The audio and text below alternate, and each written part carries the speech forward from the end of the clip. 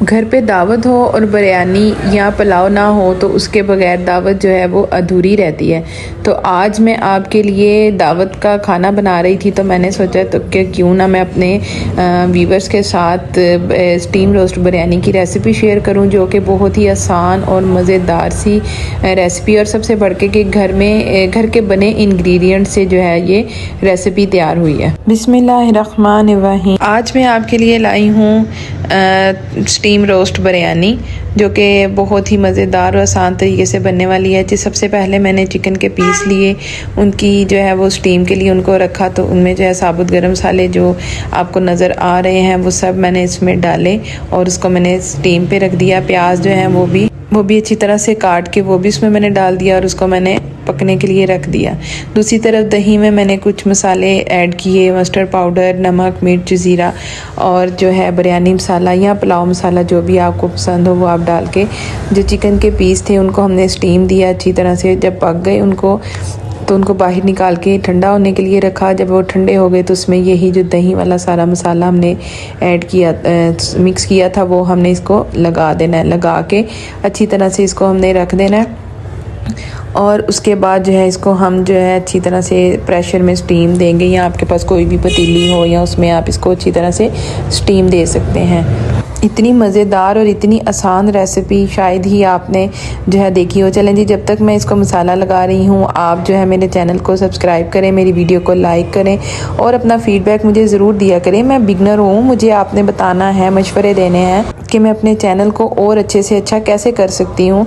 तो आप मुझे अपना फ़ीडबैक कमेंट में ज़रूर बताइएगा और मुझे बताएं कि मेरी रेसिपी जो है वो कौन कौन ट्राई करता है। तो जी, और मेरी वीडियो को फुल देखा करें, पूरी वीडियो देखा करें, ताकि आपको उसका रिज़ल्ट भी जो है वो नज़र आए। तो चलें जी, प्रेशर में मैंने जो है वो चिकन पीस रख दिए थे और 2 पीस जो है ऊपर वाले मैंने निकाले, क्योंकि मुझे ऐसे लग रहा था कि जो नीचे वाले पीस हैं उनको ज़्यादा जो है वो स्टीम लग रही है। फिर इसी तरह मैंने 2-2 करके जो है ना उनको स्टीम दी और सारा मसाला जो है वो मैंने उसमें खुश कर लिया, पानी जो था उसका।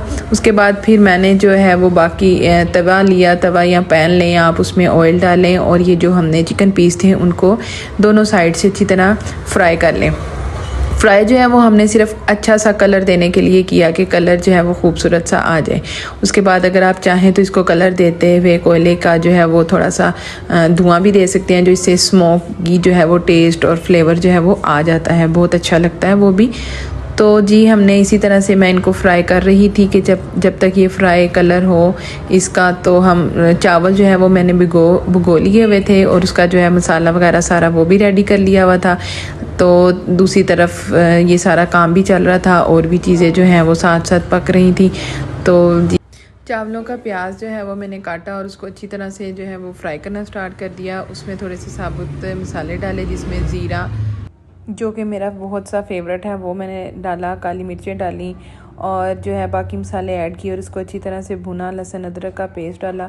ये प्याज मैं डाल रही थी जो मेरा यखनी में था, उसको भी मैंने इसके अंदर डाल दिया। लहसुन अदरक का पेस्ट डाला और टमाटर डाले और उसको अच्छी तरह से इसका मैंने मसाला भूना।